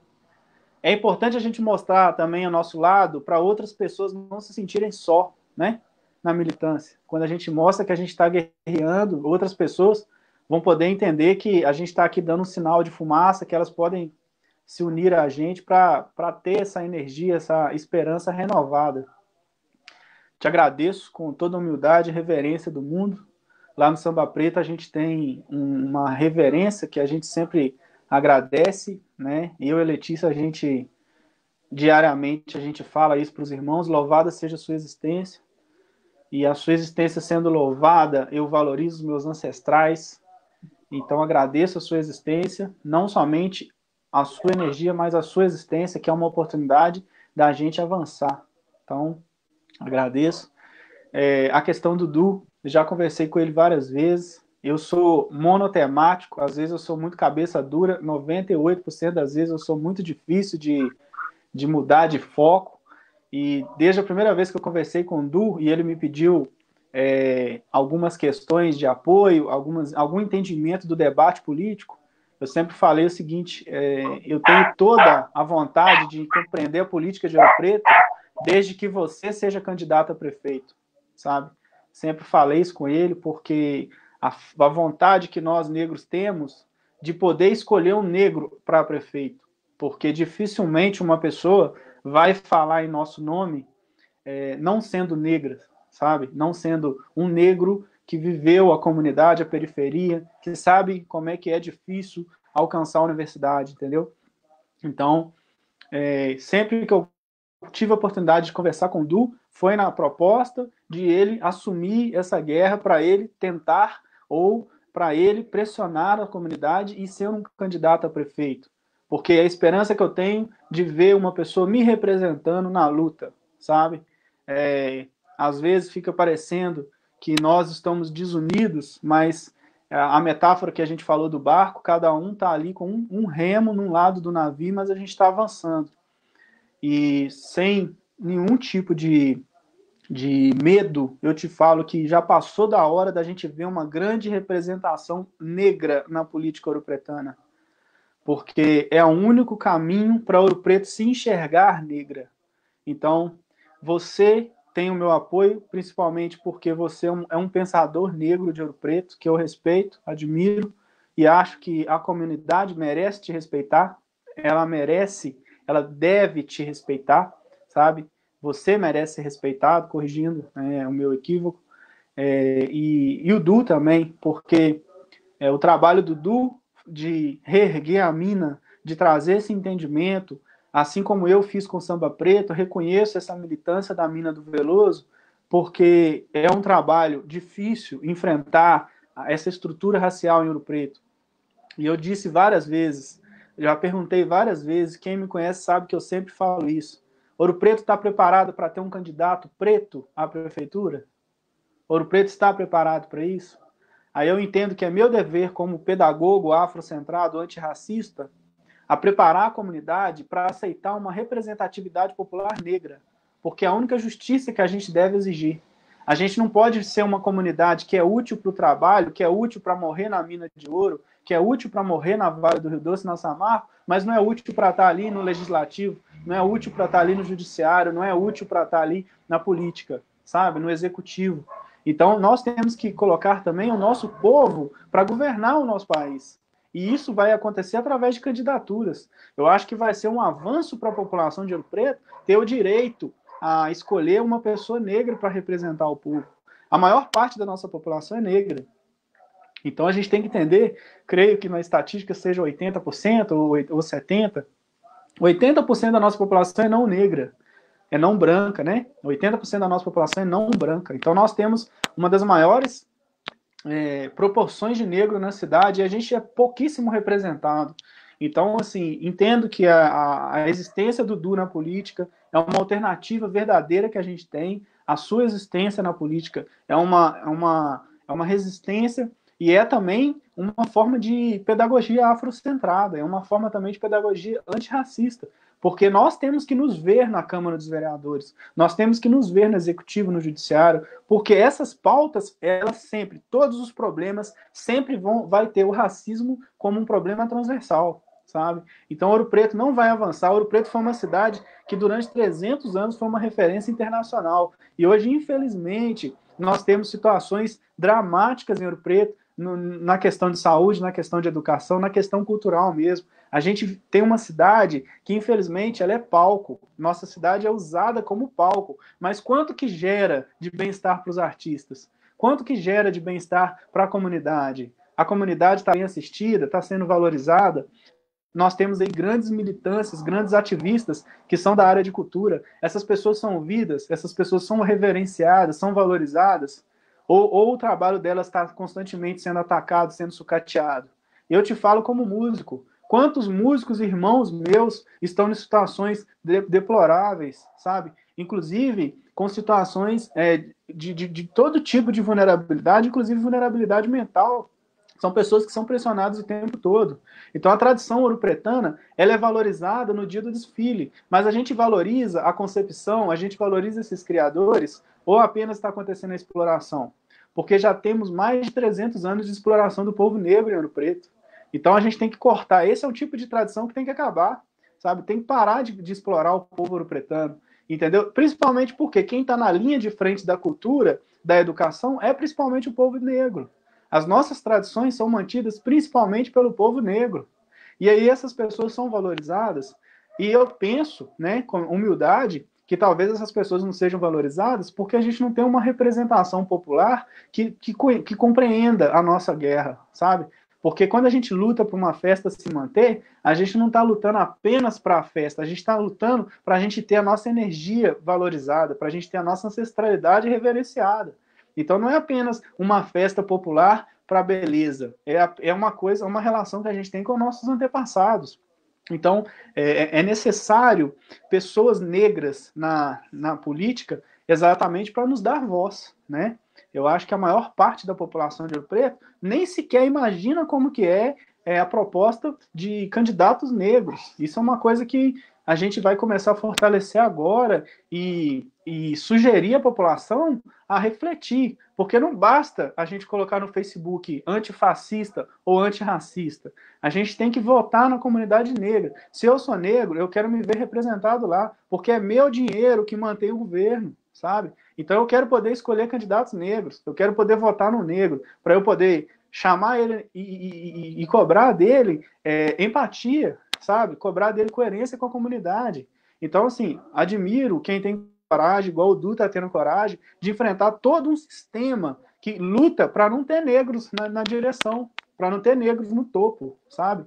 E peço aos ancestrais que deem força nessa caminhada, porque a gente sabe o quão covarde é essa estrutura política que é racista, não somente em Ouro Preto, mas no Brasil, sabe? Então, assim, tenho fé nos ancestrais que isso também é justiça. A gente que entende a nossa ancestralidade, a gente sabe que a gente não está aqui à toa, que a gente não está aqui apenas de brincadeira, né? Então acredito que a ancestralidade que está colocando os pingos nos is, e acredito assim, acho que vai ser um desafio para o Ouro Preto ver a possibilidade de líderes negros tentarem o poder, né? Então, mesmo que seja uma tentativa, já é um incômodo. E eu acho que a gente tem que, uma das nossas estratégias de pedagogia tem que ser gerar o incômodo, sabe? A gente já começa sendo uma pedra no sapato. Essa pedra tem que crescer. Essa pedra tem que crescer. Então, assim, estou aqui, estou aberto, contem comigo. A guerra não começou agora, nem vai acabar agora. E tenho a plena consciência que já é uma lição para Ouro Preto perceber que negros vão tentar administrar a cidade, vão concorrer. E peço que a comunidade, principalmente essas pessoas que se colocam como antifascistas, antirracistas, experimentem votar em pessoas negras, sabe? Porque a gente precisa de abrir esse espaço. A gente precisa de pedir esse espaço para a população e pedir coerência também, né? Se somos um povo que é a maioria negra, a gente tem que votar em irmãos negros. É o que eu penso para a gente tentar um avanço. Então, Diego, você foi falando aí, mano, eu lembrei de um poema que eu escrevi há um tempo. Eu vou ler ele aqui porque tem tudo a ver com isso que você acabou de dizer. O nome dele é Cor-ação. Encarar o sol de frente, desmascarar o poente, meter o pé na porta e mostrar os dentes, entronar o negro ativo, revelar o clarão, as atrocidades acometidas na escravidão. Quantos bons morreram em vão?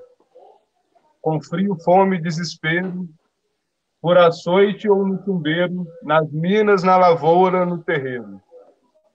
Quantos bons morrerão em vão? De pavor, tristeza e solidão, numa atrocidade sem cabimento, numa monstruosidade sem compaixão. Onde vivem os justos, irmão? Quantos morrerão julgados no camburão, desesperados na prisão, limitados por falta de educação? Quantos são que mal conseguem manter-se são, mergulhados no mundo de vício e depressão? Haja resiliência, irmão. A mola encolhe até pegar pressão, até o limite da sua tensão. Depois é plau, inevitavelmente impulso, cor e ação. Fiquei mega arrepiado, assim, né? Enquanto você foi falando de luta.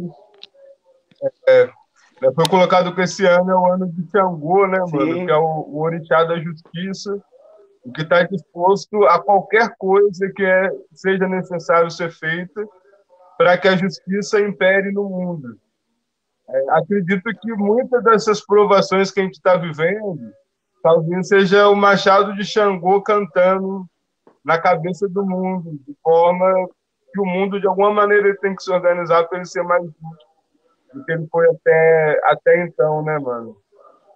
Eu, assim, estou muito emocionado, né, por essa trajetória que a gente fez hoje, saca? Uma coisa muito maluca, né? A gente está aqui na internet, trocando uma ideia, antes a gente fazia isso no boteco, tomando uma cerveja. Mas hoje a gente consegue se emocionar, cada um na sua casa, né? E contagiando outras pessoas que estão aí vendo. Peço desculpa aí, porque a gente não teve muita manha de acompanhar aqui as perguntas, os comentários, mas gostaria de dizer que a gente consegue sentir a energia das pessoas que estão acompanhando, e a gente sabe que teve muita gente que ficou aí com a gente nessas quase 2 horas de conversa, né? E dizer que continuaremos na luta. Primeira vez que eu vou falar isso publicamente, mas estou colocando o meu nome também como pré-candidato à vereança, né, para poder somar no coro, dentro dos propósitos que a gente vem trazendo com outro preto, e nós vamos para poder incomodar, assim como o Diego bem pontuou, né, incomodar no sentido de que é necessário que a gente reflita. Mais do que tudo, a gente não pode sair dessas eleições da maneira como as coisas estão, né? A gente está vivendo um momento de provação, todos nós estamos assim com um risco eminente de vida, né? Nossa cabeça está no alvo. Se nós não fizermos nada, nós vamos morrer pura e simplesmente. Então, por mais que a gente morra, a gente vai morrer lutando. E morrer lutando é o que legitima a nossa vida e é o que faz a gente ter essa gana de viver. Mais uma vez agradeço, Diego. E aí, até a próxima. Vamos ter tudo bom de mim. Conta comigo, irmão. Tamo aí na luta. Você falou de um termo alemão, né? Zeitgeist, né? Como é que você falou? Zeitgeist. Zeitgeist. Eu gosto muito Então, da sonoridade. E a ideia é boa também, por isso que eu sempre gosto de falar. e tem um termo aí que eu gostei demais, que é do Djonga, né? Que é fogo nos Sim, racistas, tá ligado? exatamente. Eu acho assim, é um Sensação mantra. sensacional. Entendeu? Eu acho que tem muito a ver com o Xangô também, porque é fogo, Sim. sabe? E a gente está vendo os Estados Unidos pegando fogo. Eu acho que a comunidade tem que começar a pensar bem, sabe? Porque a gente está percebendo que as tensões raciais estão cada vez maiores. E se as pessoas não entenderem que é uma tecnologia precisa de ser desenvolvida para a gente aprender a falar disso, já inventaram o Facebook, já inventaram o Instagram, o YouTube, agora precisa de uma tecnologia para eles ouvirem o que a gente está falando, porque o fogo está próximo, sabe? E o mundo acaba em fogo, a gente sabe disso. A história estava falando isso já, né? Então a gente tem que ficar esperto. E Ouro Preto precisa de entender que para a gente transformar a cidade tem que votar em preto, sabe? Já falei isso várias vezes. Então não basta o negro tentar ser candidato, não. Ele vai se candidatar. Você como candidato a vereador, o Du como candidato a prefeito. Eu tenho Quanto que votar em pré-candidato, vocês. pré-candidatos que a gente está na Pré-candidato, pré-campanha. perfeitamente. Pré-candidato, exatamente. Desculpa aí, que é um termo que muda toda a questão. Mas vocês, como pré-candidatos, já têm que estar preparado a dar meu voto, né? A oferecer meu voto e de confiança. E eu acho que essa trajetória que está sendo construída é também uma trajetória de reflexão. Essa pedra no sapato que a gente quer ser, que a gente quer incomodar, não foi a gente que inventou, não, sabe? Eu acho que é meu dever, mas é também dever dos brancos. Então, a gente não tem que incomodar, não. Eles que têm que perceber que tem que sair desse lugar de conforto, sabe? Igual você falou, a gente não tá aqui para fazer amizade com qualquer um. Se a pessoa é racista, cara, sai de perto, ou você é cúmplice, entendeu? Então, não tem que ser tensão, só tem que ser tensão para quem é racista. Se a pessoa é racista, é problema dela, sabe? Isso é uma questão que a justiça vai cobrar dela. Então, não tem negociação. Racista tem que pegar fogo e ponto final.